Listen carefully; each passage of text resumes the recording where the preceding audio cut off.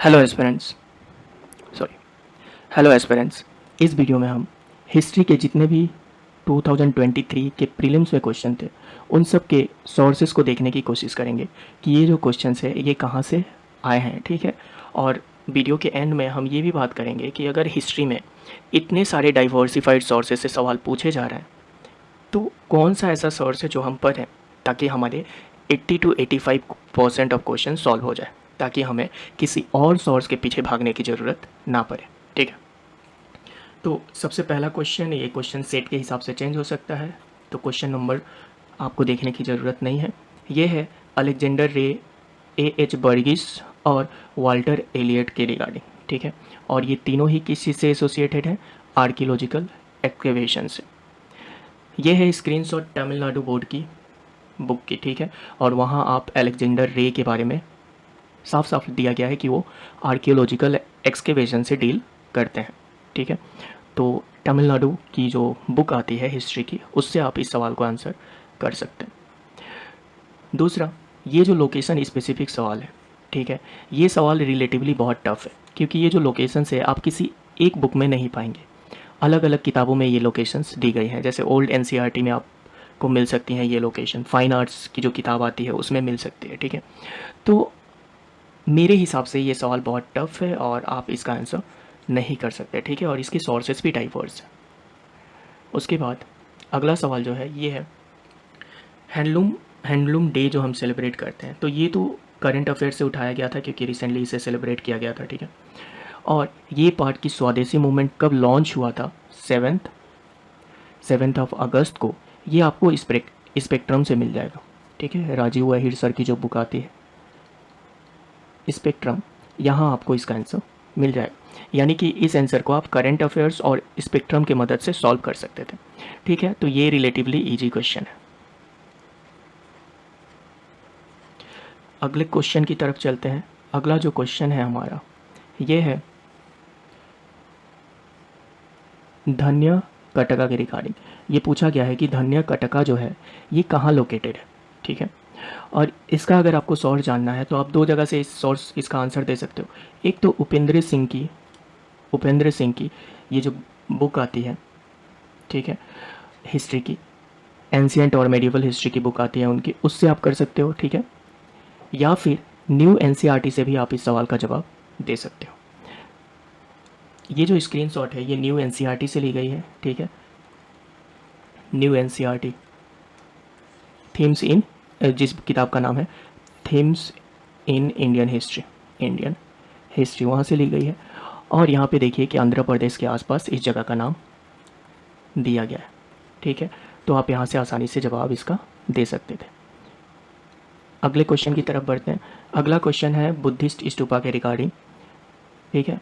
और इसमें ये जो दो ऑप्शन है सेकेंड वाले दो, आपने स्तूपा के बारे में किसी भी सोर्स से पढ़ा हो, फ़र्क नहीं पड़ता, जो भी पढ़ा हो उस बेसिस पे आप इन दोनों का बड़े ही आसानी से जवाब दे सकते हैं।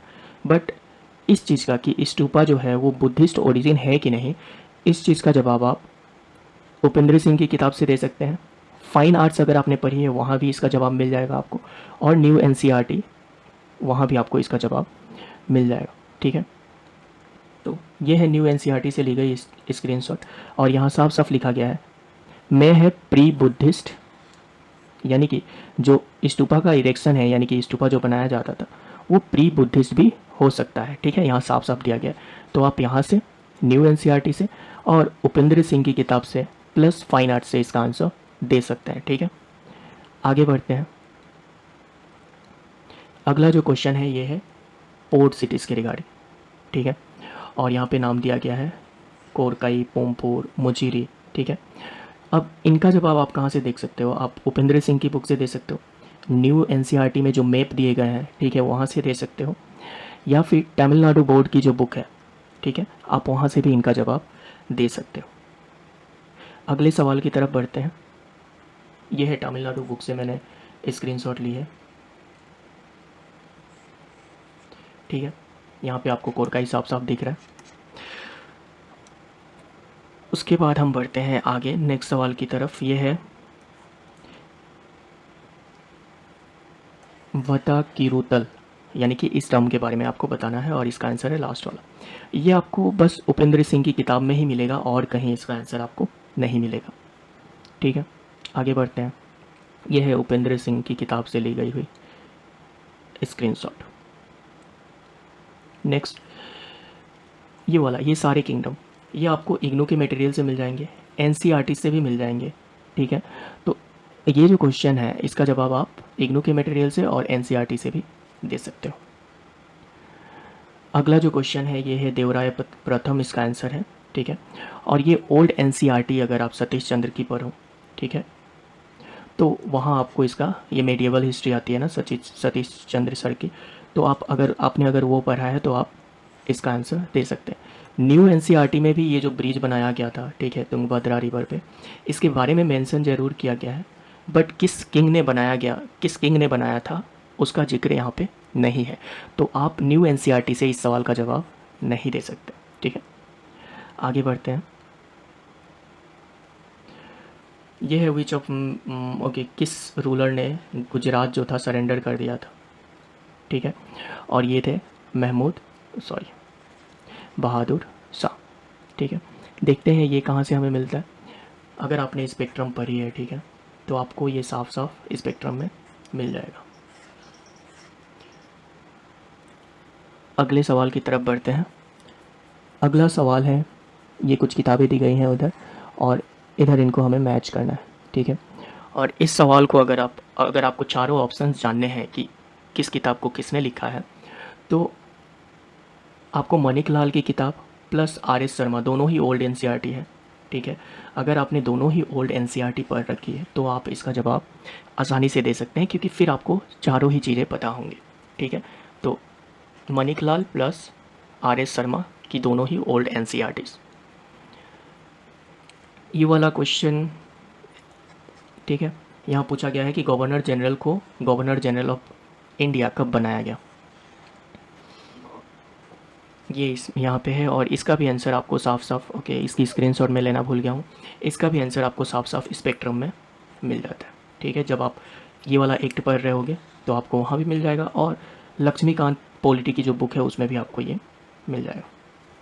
ठीक है, अब देख लेते हैं कि कितने सवाल हमने सिर्फ एनसीईआरटी और बेसिक बुक से सॉल्व कर लिए, या फिर ओके, तो पहला सवाल जो है वो है एनसीईआरटी में और उपेंद्र सिंह में, तमिलनाडु बोर्ड से भी हम सॉल्व कर सकते हैं।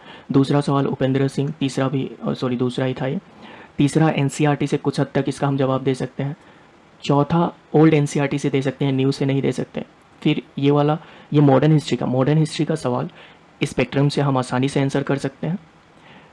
फिर ये वाला ओल्ड एनसीईआरटी से आंसर कर सकते हैं, ये वाला स्पेक्ट्रम से किया जा सकता है।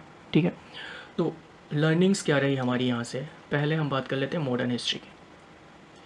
मॉडर्न हिस्ट्री में जितने भी सवाल पूछे गए थे उसको हम स्पेक्ट्रम से आसानी से सॉल्व कर सकते हैं। ठीक है, यानी कि मॉडर्न हिस्ट्री के लिए अगर हम स्पेक्ट्रम पढ़ते हैं तो वो काफ़ी है कि हम 80 to 90% सवाल कर जाएं। पर एक सवाल और भी है, क्या स्पेक्ट्रम के अलावा कोई बुक, हाँ, अगर आप चाहें तो आप दूसरी किताब जो बाकी लोग पढ़ते हैं, है ना, उस किताब को भी रेफ़र कर सकते हैं, क्योंकि उनसे भी इन सवालों के जवाब दिए जा सकते हैं। ये सवाल बहुत बेसिक लेवल के थे और हम चाहे तो उनसे भी इसका जवाब दे सकते हैं। नंबर 2, मेडिएवल हिस्ट्री में आपने देखा कि एक ही सवाल था जो था विजयनगर एम्पायर से, नगर एम्पायर, और हमने देखा कि ये वाला सवाल हम कहाँ से आंसर कर सकते हैं, चेक कर लेते हैं। ये वाला था, है ना, देवराय प्रथम, और न्यू एनसीईआरटी से इसका जवाब नहीं दिया जा सकता है, इसका जवाब हम ओल्ड एनसीईआरटी से दे सकते हैं। यानी कि मेडिएवल हिस्ट्री के लिए ओल्ड एनसीईआरटी, और हर कोई ओल्ड एनसीईआरटी ही सजेस्ट किया जाता है। ठीक है, आप मेडिएवल हिस्ट्री पढ़ते हैं, चाहे आप जितने भी टॉपर्स के लेक्चर देखेंगे, वीडियो देखेंगे, तो आप पाओगे कि वो सजेस्ट करते हैं कि सतीश चंद्र की, क्या हो जाता है इसको, जस्ट ए मिनट, तो आपको सजेस्ट किया जाता है कि सतीश चंद्र सर की ओल्ड एनसीईआरटी आप पढ़ें। तो ओल्ड एनसीईआरटी से आप ऑलमोस्ट 80 to 90% जवाब किसके दे सकते हैं, मेडिएवल हिस्ट्री के दे सकते हैं। दिक्कत कहाँ आती है, दिक्कत आती है एंशिएंट हिस्ट्री में।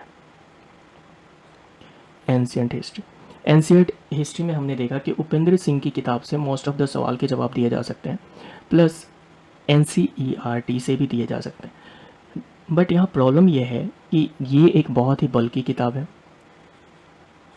ठीक है। प्लस एनसीईआरटी में ओल्ड एनसीईआरटी से बहुत सारी और न्यू एनसीईआरटी भी है।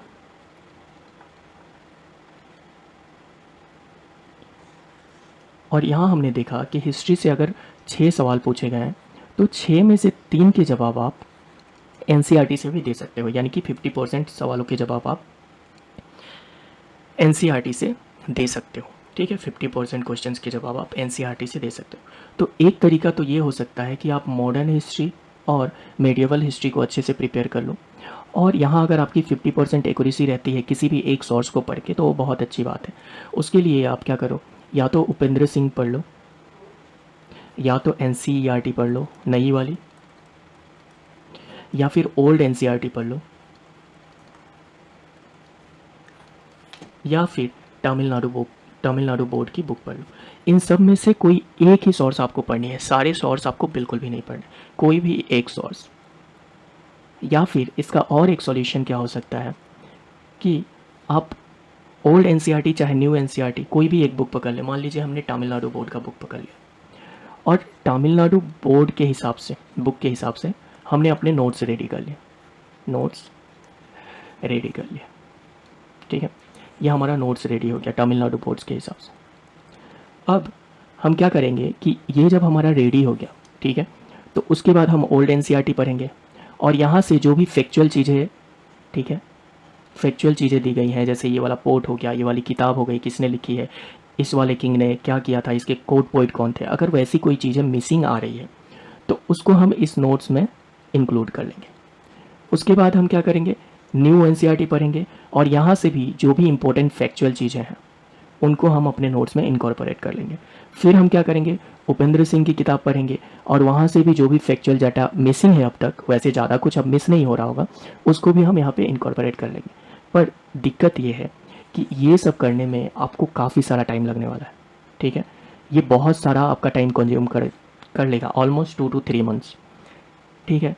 तो मैं आपको ये सजेस्ट नहीं करता हूँ कि आपको ऐसा कुछ करना चाहिए। आप कोई भी एक सोर्स, ठीक है, कोई भी एक इन सोर्सेस में से कोई भी एक सोर्स अच्छे से पढ़ लीजिए एंशिएंट हिस्ट्री के लिए, ठीक है। और अगर आप चाहते हो, अगर आपको फिर भी सेटिस्फेक्शन नहीं मिलती, अगर आप चाहते हो कि ऐसा कोई नोट्स रेडी हो इन सारे सोर्सेस को मिला के, ठीक है, तो मैं आपके लिए वो कर दूंगा, ठीक है। आपको करना क्या है, आपको बस ये बताना है मुझे कि आप ऐसा कोई नोट्स चाहते हो, ठीक है। अगर आप ये चाहते हो कि मैं ऐसा कोई नोट्स बनाऊं तो आप मुझे बता सकते हो, इस चीज़ को आप कमेंट कर सकते हो और इस वीडियो पे कम से कम 1000 लाइक्स आ जाए। अगर 1000 लाइक्स आ जाएगा तो मुझे ऐसा लगेगा कि आप इस नोट्स को जेन्युइनली चाहते हो। बहुत सारे स्टूडेंट्स ऐसे हैं जिनको इस नोट्स की ज़रूरत है, ठीक है। तो मैं वैसा नोट्स आपके लिए लेके आऊँगा एंशिएंट हिस्ट्री के लिए, क्योंकि यहाँ सोर्सेस बहुत सारे हो जाते हैं, ठीक है। और आप क्या कर सकते हो, यहीं पे हम इस वीडियो को ख़त्म करते हैं, ठीक है। और मैं आपको सजेस्ट बिल्कुल भी नहीं करूँगा कि आप एक सब्जेक्ट के लिए बहुत सारे सोर्सेज पढ़ें, क्योंकि मॉडर्न हिस्ट्री के लिए स्पेक्ट्रम सफिशिएंट है और मेडिएवल के लिए जो ओल्ड एनसीईआरटी है सतीश चंद्र सर की, वो भी सफिशिएंट है। अगर आप ये नहीं पढ़ना चाहते तो तमिलनाडु बोर्ड की जो बुक आती है वहाँ से भी आप मेडिएवल हिस्ट्री कर सकते हैं। दिक्कत एंशिएंट में आ रही है क्योंकि एंशिएंट में डिफरेंट सोर्सेज से सवाल पूछे जा रहे हैं। उसका सॉल्यूशन मैंने ऑलरेडी बता दिया है, बट मैं बिल्कुल भी सजेस्ट नहीं करूँगा कि कोई भी एस्पेरेंट इतना टाइम अपना वेस्ट करे, ठीक है। इसलिए अगर किसी एस्पेरेंट को ये ज़रूरत है कि ऐसी कोई नोट्स चाहिए, ठीक है, तो मैं आपके लिए वो नोट्स रेडी कर दूंगा। बस मुझे पता चलना चाहिए कि ज़्यादा से ज़्यादा एस्पेरेंट्स को इस चीज़ की ज़रूरत है, और वो नोट्स जो होगा वो मैं टेलीग्राम चैनल पे अपलोड कर दूंगा। तो आप हमारा टेलीग्राम चैनल भी ज्वाइन कर सकते हैं, जिसका लिंक वीडियो के डिस्क्रिप्शन में होगा। दैट्स ऑल फॉर टुडे, मिलते हैं अगले वीडियो में।